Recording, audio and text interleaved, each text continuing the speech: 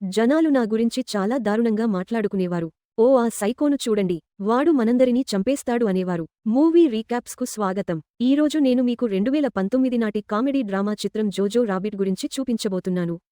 ముందుగానే చెప్తున్నాను, story reveal అవుతుంది. జాగ్రత్తగా ఉండండి. నాజీ జర్మనీ పతనం అవుతున్న కాలంలోని ఫాల్కెన్హీమ్ అనే ఒక కల్పిత నగరం జోజో నివాసం. ఆ 10 ఏళ్ల అబ్బాయికి అడాల్ఫ్ హిట్లర్ ఒక ఊహాజనిత స్నేహితుడు. కానీ వాడు తన షూలేస్ కూడా కట్టుకోలేడు. వాడు ఒక నిజమైన జాతీయవాది మరియు మతోన్మాది.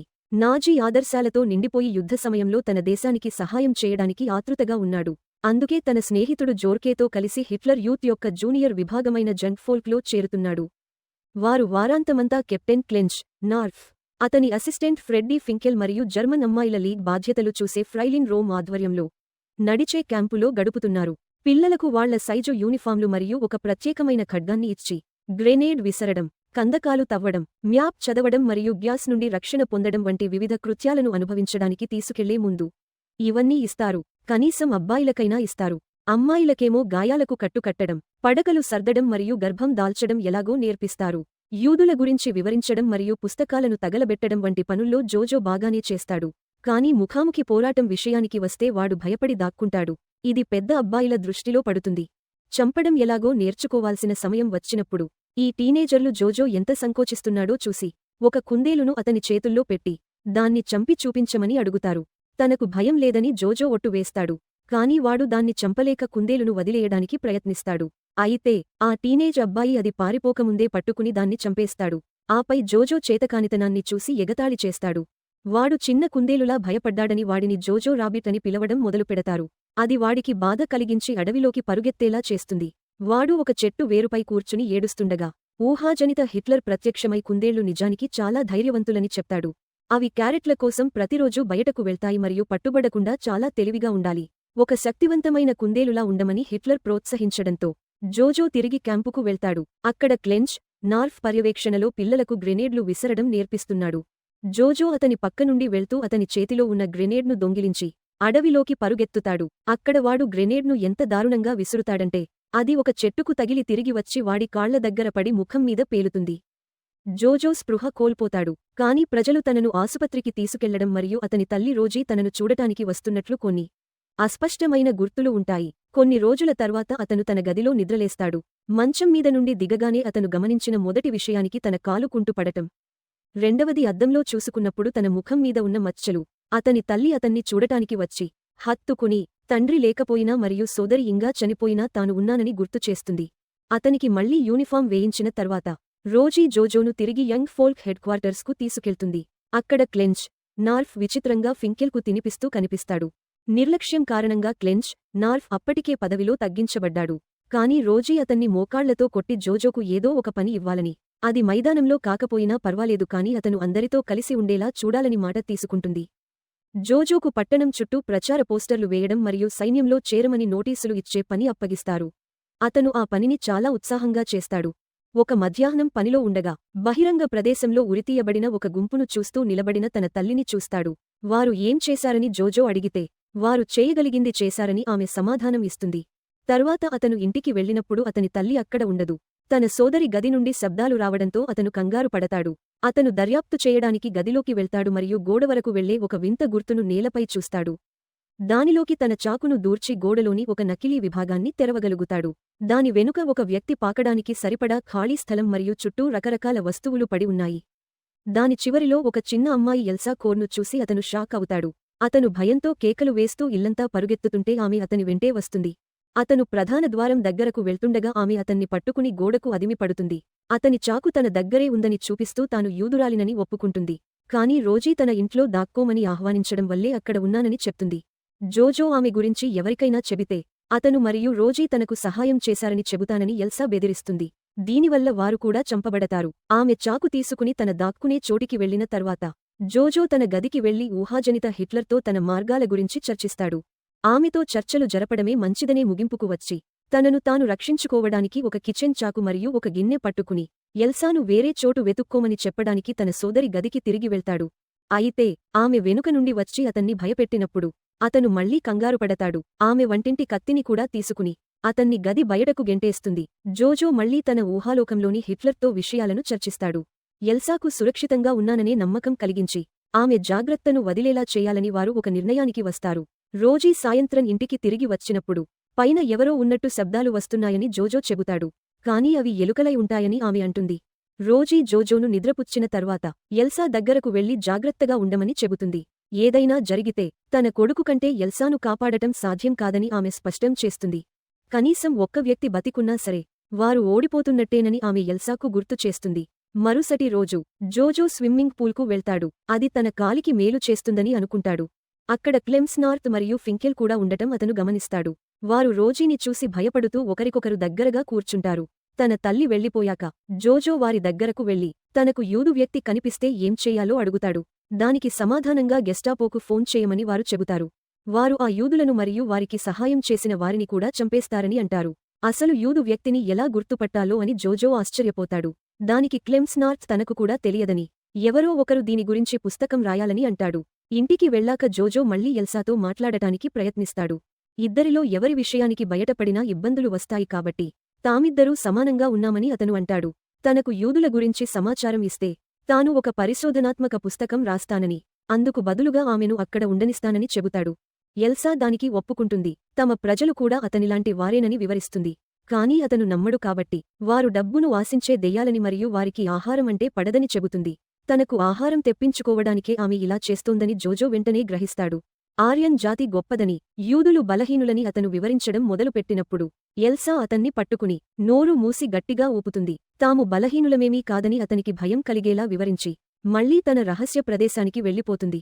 రోజీ సాయంత్రం ఇంటికి వచ్చినప్పుడు వైన్ తాగి సంగీతం వినడానికి ముందు పొయ్యిలో ఏదో కాలుస్తుంది. మిత్రదేశాలు ఇటలీని ఆక్రమించాయని, తర్వాతి వంతు ఫ్రాన్స్దేనని ఆమె చాలా సంతోషంగా ఉంటుంది. సొంత దేశానికి వ్యతిరేకంగా మాట్లాడుతున్నందుకు జోజో ఆమెతో గొడవ పడతాడు. దాంతో రోజీ ఆ మాటలు ఆపి తిండి తినమని చెబుతుంది. తను మాత్రం ఆకలిగా లేదని చెప్పి తినదు. ఎల్సా కోసమే ఆమె ఆహారాన్ని దాస్తోందని జోజో అనుమానిస్తాడు. అందుకే మిగిలిపోయిన ఆహారాన్ని తానే తినేయాలని నిర్ణయించుకుంటాడు. తన తండ్రి ఇక్కడ ఉంటే అర్థం చేసుకునేవారని అతను అనుకుంటాడు. తండ్రిని చూడాలని అతను అంతగా కోరుకుంటున్నాడు కాబట్టి రోజీ తన భర్త కోటు వేసుకుని ముఖంపై బొగ్గుతో గడ్డం గీసుకుని తల్లితో అలా మాట్లాడినందుకు జోజోను తిడుతుంది. తన భర్త గొంతుతో మాట్లాడుతూ తాను చేయగలిగినంత చేస్తున్నానని, తనను జాగ్రత్తగా చూసుకోమని కోరుతుంది. తర్వాత సంగీతాన్ని పెంచి జోజోతో కలిసి డాన్స్ చేస్తుంది. మరుసటి రోజు జోజో ఎల్సాకు పెన్సిల్, పేపర్ ఇచ్చి యూదులు ఎక్కడ నివసిస్తారు, యూదు మహిళలు గుడ్లు ఎక్కడ పెడతారు వంటివి బొమ్మలు గీయమని అడుగుతాడు. ఎల్సా బొమ్మలు గీయడం మొదలుపెడుతుంది కానీ తన కుటుంబం గురించి అడిగే ప్రశ్నలకు సమాధానం చెప్పదు. అయితే తన నిశ్చితార్థం జరిగిన నాథన్ గురించి చెబుతుంది. అతను సైన్యంతో పోరాడుతూ దూరంగా ఉన్నాడని అంటుంది. ఎల్సా జోజోకు ఇచ్చే చిత్రం అతని తల బొమ్మే, ఎందుకంటే యూదులు అక్కడే నివసిస్తారని ఆమె చెబుతుంది. జోజోకు ఒక ఆలోచన వస్తుంది. నాథన్లాగా నటిస్తూ ఎల్సాతో విడిపోతున్నట్టు ఒక ఉత్తరం రాసి ఆమెకు చదివి వినిపిస్తాడు. ఆమె దాన్ని నమ్మకపోయినా తన నిశ్చితార్థం చేసుకున్న వ్యక్తి పేరుతో అలాంటి దారుణమైన మాటలు వినడం ఆమెకు బాధ కలిగిస్తుంది. ఆమె తన రహస్య ప్రదేశానికి పరిగెత్తుకెళ్తుంది. ఆమె అంతగా బాధపడటం చూసి ఆమె కూడా మనిషే కదా అని అనిపించి జోజో పశ్చాత్తాపపడతాడు. అందుకే నాథన్లాగా మళ్లీ ఒక ఉత్తరం రాసి క్రితం రాసింది అబద్ధమని, తను ఇంకా ఆమెను ప్రేమిస్తున్నానని చెబుతాడు. ఎల్సా అతనికి కృతజ్ఞతలు చెప్పి భవిష్యత్తులో మరిన్ని ఉత్తరాలు తీసుకురమ్మని అడుగుతుంది. తమ వైపు ఉన్న ముఖ్యమైన వ్యక్తుల పేర్లు ఎవరు ఎక్కువ చెబుతారో అని వారు ఒక ఆట ఆడతారు. అందులో ఎల్సా యేసు పేరు చెప్పి గెలుస్తుంది. కొంతకాలం తర్వాత జోజో మరియు రోజీ నదీ తీరానికి నడకకు వెళ్తారు. ఈ ప్రాంతం ఒకప్పుడు ఎంత భిన్నంగా ఉండేదో రోజీ అతనికి వివరిస్తుంది. అక్కడ ఎప్పుడూ జనం ఉండేవారని, డాన్సులు చేస్తూ ప్రేమగా గడిపేవారని చెబుతుంది. కానీ జోజో అది నచ్చనట్టుగా చూస్తాడు. పిల్లలు రాజకీయాల గురించి కాకుండా ఆడుకుంటూ చెట్లు ఎక్కాలని, స్వేచ్ఛకు నిదర్శనంగా అందరూ డాన్స్ చేయాలని రోజీ అంటుంది. జోజో దీన్ని కూడా చులకనగా చూసి తన సైకిల్ మీద వెళ్ళిపోతాడు. రోజీ అతని వెంటే వెళ్తుంది. వారు రోడ్డు మీదకు చేరుకున్నప్పుడు యుద్ధం నుండి తిరిగి వస్తున్న సైనికుల ట్రక్కును చూస్తారు. వారు చాలా విచారంగా, ఓడిపోయినట్టుగా కనిపిస్తారు. జోజో కూడా నిరాశగా ఇంటికి వెళ్తాడు. కాబట్టి ఎల్సా తన ప్రజల గురించి చిత్రవిచిత్రమైన కథలు చెప్పి అతని మూడ్ మార్చడానికి ప్రయత్నిస్తుంది. అతను ఆమెతో కలిసి ఉండటాన్ని ఆస్వాదించడం మొదలుపెడతాడు. అయితే ఇది చూసి ఊహాలోకంలోని హిట్లర్ అతన్ని తిడుతూ ఒక జర్మన్ బుర్రమీద ఎవరూ పెత్తనం చేయకూడదని హెచ్చరిస్తాడు. జోజో నిద్రపోయిన తర్వాత రోజీ ఎల్సాతో కొంత సమయం గడుపుతుంది. తన కూతురిని పెంచి పెద్ద చేయలేకపోయానని, కనీసం ఎల్సాను ఒక యువతిగా ఎదుగుతుండటం చూసి సంతోషంగా ఉందని ఆమె ఎల్సాతో ప్రేమగా చెబుతుంది. మరుసటి రోజు జోజో యువజన విభాగం ప్రధాన కార్యాలయానికి వెళ్తాడు. అక్కడ క్లెండోర్ఫ్ మరియు ఫింకెల్ ఒకరి ముక్కు ఒకరు తాకేంత దగ్గరగా ఉండి మాట్లాడుకోవడం చూస్తాడు. వారి మధ్య ఏదో గొడవ జరుగుతున్నట్టు స్పష్టంగా తెలుస్తుంది. తాను యూదుల గురించి ఒక పుస్తకం రాస్తున్నానని జోజో వారితో చెబుతాడు. కానీ అది నిజమని నమ్మి వారు అతన్ని చూసి నవ్వుతారు. క్లెండోర్ఫ్ తాను మరియు ఫింకెల్ వేసుకునే యూనిఫారాల కోసం తయారుచేసిన కొన్ని వింతైన డిజైన్లను జోజోకి చూపిస్తాడు. ఆ తర్వాత అతను జోజోకి ఒక కొత్త పని అప్పగిస్తాడు. యుద్ధం కోసం పనికిరాని ఇనుప సామాను సేకరించాలి. రోబోట్లాగా వేషం వేసుకుని వీధుల్లో తిరుగుతుంటే జోజో తన తల్లి నాజీలకు వ్యతిరేక కరపత్రాలను పంచుతుండటం చూస్తాడు. అలాగే సైనికుడిగా ఎంపికైన యోర్కీని కూడా కలుస్తాడు. తాను ఒక యూదు వ్యక్తిని పట్టుకున్నానని జోజో చెప్పినప్పుడు తాను అడవిలో ఒకరిని చూశానని, అందులో అంత వింత ఏముందని యోర్కీ అంటాడు. ఇది జోజోని బాగా ఆలోచింపజేస్తుంది. ఇంటికి రాగానే అతను ఎల్సాని కలిసి తనకు దొరికిన కొన్ని కలర్ పెన్సిళ్లను ఆమెకు బహుమతిగా ఇస్తాడు. కానీ ఒక నాజీ మరియు యూదు వ్యక్తి స్నేహితులుగా ఉండటం చట్టవిరుద్ధమని ఆమెకు గుర్తు చేస్తాడు. అతను నిజమైన నాజీ కాదని, ఎందుకంటే అతను తనను ఏమీ చేయలేదని, కేవలం ఎక్కడో ఒకచోట కలిసిపోవాలని ప్రయత్నిస్తున్న ఒంటరి పిల్లాడని ఎల్సా అంటుంది. ఇద్దరూ ఒకరి మాటతో ఒకరు ఏకీభవించరు. తను ఎంత మురికిగా తయారయ్యానో ఎల్సా గ్రహించిన తర్వాత జోజో ఆమెను గది నుండి బయటకు వచ్చి స్నానం చేయడానికి అనుమతిస్తాడు. ఆమె అతని సోదరి బట్టలను కూడా అప్పుగా తీసుకుంటుంది. వారు కలిసి భోజనం చేయబోతుండగా ఎవరో తలుపు తడతారు. ఆమె దాక్కున్న చోటికి పరిగెత్తిన తర్వాత జోజో తలుపు తీయగా హెర్మన్ డీర్ట్స్ నాయకత్వంలోని గెస్టపో అధికారులు కనిపిస్తారు. వారి వెంటే క్లెండోర్ఫ్ మరియు ఫింకెల్ కూడా వస్తారు. ఏదో కరపత్రం ఇవ్వడానికి వచ్చామని క్లెండోర్ఫ్ సాకు చెబుతాడు. గెస్టపో వెంటనే ఇల్లంతా వెతకడం మొదలుపెడతారు. మీ అమ్మ రోజంతా ఎందుకు బయట ఉంటోంది మరియు నీ యూనిఫారానికి కత్తి ఎందుకు లేదని డీర్ట్స్ జోజోని అడుగుతాడు. అప్పుడు ఎల్సా ఇంకా బట్టలు వేసుకుని ఆమెలా నటిస్తూ అక్కడకు వస్తుంది. తన తమ్ముడు తనను విసిగిస్తున్నాడని అందుకే కత్తి తీసుకున్నానని ఆమె చెబుతుంది. ఆ తర్వాత గెస్టపో ఆమె గదిని వెతకడానికి వెళ్తారు. డీర్ట్స్కు ఇంకా ఆమెపై అనుమానంగానే ఉంటుంది. అందుకే ఆమె పేపర్లు అడుగుతాడు. ఎల్సా ఇంకా ఐడి కార్డు తీసి క్లెండోర్ఫ్కు ఇస్తుంది. అతను ఆమె పుట్టినరోజు ఎప్పుడని అడుగుతాడు. ఎల్సా కరెక్టుగా సమాధానం చెబుతుంది మరియు క్లెండోర్ఫ్ ఆమెను వదిలేస్తాడు. కానీ జోజో రాసిన పుస్తకం చూసి డీర్ట్స్ జోక్యం చేసుకుంటాడు. గెస్టపో దాన్ని తిరగేస్తూ అందులో ఉన్న వింత బొమ్మలను చూసి నవ్వుతారు. కానీ క్లెండోర్ఫ్ మాత్రం అంత సంతోషంగా కనిపించడు. నాథన్ ఎలా చనిపోవాలో జోజో రాసిన విషయాలను చూసి ఎల్సా చాలా బాధపడుతుంది. అనుమానాస్పదంగా ఏమీ దొరక్కపోవడంతో గెస్టపో అక్కడి నుండి వెళ్లిపోతారు. క్లెండోర్ఫ్ కూడా ఐడి కార్డు మరియు కత్తిని తిరిగి ఇచ్చేసి వెళ్లిపోతాడు. పేపర్లలో ఉన్న తేదీ తాను చెప్పిన దానికంటే భిన్నంగా ఉందని ఎల్సా గుర్తిస్తుంది. అంటే క్లెండోర్ఫ్ మొదటి నుండి తమకు సహాయం చేస్తున్నాడని అర్థం. ఇంకా చనిపోయిందని ఎవరికీ తెలియదు కాబట్టి ఎల్సా ఆమెలాగే నటిస్తూ తమతో ఉండవచ్చని జోజో అంటాడు. కానీ ఆ పుస్తకంలోని విషయాల వల్ల ఎల్సా ఇంకా బాధపడుతూనే ఉంటుంది. అందుకే తాము స్నేహితులుగా ఉండలేమని చెబుతుంది. ఎల్సాతో స్నేహం చేస్తున్నందుకు ఊహాజనిత హిట్లర్ జోజోపై అరుస్తాడు మరియు బుద్ధిగా ఉండమని చెబుతాడు. ఆహారం కోసం బయటకు వెళ్లినప్పుడు జోజో బహిరంగ ప్రదేశంలో తన తల్లి రోజీ ఉరి తీయబడి ఉండటం చూస్తాడు. తట్టుకోలేక ఆమె కాళ్లను పట్టుకుని ఏడుస్తాడు. కనీసం ఆమె షూలేస్ కట్టడానికి ప్రయత్నించి విఫలమవుతాడు. గంటల తరబడి ఆ శవాన్ని చూసిన తర్వాత చేతిలో కత్తితో ఇంటికి వెళ్తాడు. రోజీ మరణానికి ఎల్సానే కారణమని భావించి ఆమెను పొడవబోతాడు. ఆమె సకాలంలో అతన్ని ఆపుతుంది. అతడు ఆమెకు చిన్న గీత మాత్రమే పెట్టగలుగుతాడు. అతను మళ్లీ ఏడవడం మొదలుపెట్టగానే ఎల్సా అతనిపై జాలిపడి ఓదారుస్తుంది. రోజీ స్వాతంత్ర్య పోరాటంలో ఉందని తనకు ముందే తెలుసని, జోజో తండ్రి కూడా ఆ పోరాటంలోనే ఉన్నాడని ఆమె వివరిస్తుంది. కానీ జోజో బాధపడకూడదని రోజీ అబద్ధం చెప్పిందని ఆమె అంటుంది. తన తల్లిదండ్రులను కూడా నిర్బంధ శిబిరానికి తీసుకెళ్లారని, ఇప్పుడు తమకు తామే దిక్కని ఆమె చెబుతుంది.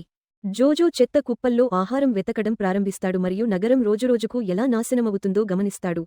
అతను మరియు ఎల్సా కలిసి భోజనం చేయడం, జోజో రాసే నాథన్ నకిలీ ఉత్తరాలు చదువుకుంటూ సరదాగా గడపడం మొదలుపెడతారు. ఒక మధ్యాహ్నం హిట్లర్ ఆత్మహత్య చేసుకున్నాడనే వార్తను ఆసరాగా చేసుకుని మిత్రపక్షాలు దాడి చేయడంతో నగరంలో గందరగోళం ఏర్పడుతుంది. జోజోకు మళ్లీ యోర్కీ కనిపిస్తాడు. సైన్యానికి సైనికులు తక్కువవ్వడంతో చిన్న పిల్లలను కూడా యుద్ధానికి పంపుతున్నారు. అందుకే అతను ఆయుధాలు మోస్తూ ఉంటాడు. తాను పట్టుకున్న యూదు అమ్మాయి ఇప్పుడు తన ప్రేయసి అని, కానీ ఇది చట్టవిరుద్ధమని జోజో భయపడతాడు. అయితే రష్యన్లు మరియు జపనీయులు యూదుల కంటే ప్రమాదకరమని యోర్కీ చెబుతాడు. ఆ తర్వాత రామ్ వారిని చూస్తుంది. యోర్కీకి ఒక గన్నిచ్చి పంపించేసి జోజోకి ఒక యూనిఫామ్ జాకెట్ ఇస్తుంది. పొరపాటున మనవాళ్లే నిన్ను కాల్చి చంపకుండా ఉండటానికి ఇది వేసుకో అని ఆమె చెబుతుంది. ఆ ప్రాంతంలో అప్పుడు బాంబు పేలుతుంది. దాంతో జోజో తల తిరిగిపోతుంది. పిల్లలు, ముసలివాళ్లు, ఆఖరికి వింత దుస్తులు వేసుకున్న క్లెంజెండోర్ఫ్ కూడా అందరూ కొట్టుకోవడం అతను చూస్తుండిపోతాడు. జోజోకి యుద్ధమంటే చాలా భయం వేసి అంతా అయిపోయే వరకు ఒక పాడుబడ్డ ఇంట్లో దాక్కుంటాడు. పరిస్థితి సదుమణిగాక బయటకు వచ్చి చూస్తే అమెరికన్లు నాజీ జెండాలను తీసేసి వాళ్ల జెండాలను పెట్టి గెలుపును సంబరాలు చేసుకుంటూ కనిపిస్తారు. సోవియట్ సైనికులు కంటపడ్డ ప్రతి నాజీని పట్టుకుంటున్నారు. అందులో డీర్స్ మరియు మిగిలిన గెస్టపో వాళ్లు కూడా ఉన్నారు. జోజో వేసుకున్న కోటు చూసి అతన్ని కూడా పట్టుకెళ్తారు. ఖైదీల మధ్యలో అతనికి క్లెంజెండోర్ఫ్ కనిపిస్తాడు. అతను జోజో మంచి అబ్బాయివని, చెల్లెలిని జాగ్రత్తగా చూసుకోమని చెప్పి, తన కోటు తీసేసి అతనిమీద ఉమ్మివేసి, జోజో ఒక యూదు అని అరుస్తాడు. అలా చేస్తేనే సైనికులు అతన్ని వదిలేస్తారని అతని ఉద్దేశం. క్లెంజెండోర్ఫ్ని కాల్చి చంపడానికి తీసుకెళ్తుంటే జోజో నిస్సహాయంగా చూస్తూ ఉండిపోతాడు. ఇంటికి వెళ్లే దారిలో యోర్కీ కనిపిస్తాడు. వాడు తన అమ్మ దగ్గరకు వెళ్లి గట్టిగా హత్తుకుంటానని చెబుతాడు. జోజో గర్ల్ఫ్రెండ్ ఇప్పుడు స్వేచ్ఛగా ఉండొచ్చని వాడు చెప్పగానే, ఎల్సా తనని వదిలి వెళ్లిపోతుందేమో అన్న బాధతో జోజో వేగంగా ఇంటికి పరిగెడతాడు. ఎల్సా వెళ్లిపోకుండా ఉండాలని, యుద్ధంలో జర్మనీయే గెలిచిందని ఆమెతో అబద్ధం చెబుతాడు. కాని తన పుస్తకంలో అమ్మ బొమ్మను, పంజరంలో ఉన్న కుందేలును చూశాక, నాథన్ పేరుతో మరో ఉత్తరం రాసినట్టు నటించి, ఆమెను నగరం నుండి తప్పించే ప్లాన్ ఉందని చదివి వినిపిస్తాడు. అప్పుడు ఎల్సా అసలు విషయానికి చెబుతుంది. నాథన్ గత ఏడాదే క్షయవ్యాధితో చనిపోయాడని, కాని ఈ ఉత్తరాలు ఆమెకు ఊరటనిచ్చాయని అంటుంది. జోజో తనకి ఆమె మీద ప్రేమ ఉందని ఒప్పుకుంటాడు. కాని ఆమె తనను తమ్ముడిలాగే ప్రేమిస్తుందని అతనికి తెలుసు. దానికి ఆమె కూడా ఒప్పుకుంటుంది. అందుకే ఆమెను ఎలాగైనా తప్పించాలని అనుకుంటాడు. ఇది చూసి ఊహాలోకంలో ఉండే హిట్లర్ నిరాశ చెంది అతని మనసు మార్చాలని చూస్తాడు. కాని జోజో చివరకు అతనికి ఎదురు తిరిగి కిటికీలో నుండి బయటకు తన్నేస్తాడు. బయటకు రావడానికి ఎల్సా కొంచెం భయపడుతుంది. కాని జోజో ధైర్యం చెప్పి ఆమె అడుగు బయటపెట్టేలా చేస్తాడు. సరిగ్గా అప్పుడే అమెరికా జెండా ఉన్న కారు వెళ్లడం చూసి, తనతో అబద్ధం చెప్పినందుకు ఎల్సా జోజో చెంప పగలగొడుతుంది. తర్వాత ఏం చేయాలని ఆలోచిస్తూ, తమ స్వేచ్ఛను జరుపుకోవడానికి ఆనందంగా డాన్స్ చేయాలని నిర్ణయించుకుంటారు. అలా ఆ అడుగులతోనే వారి కొత్త ప్రయాణం మొదలైంది.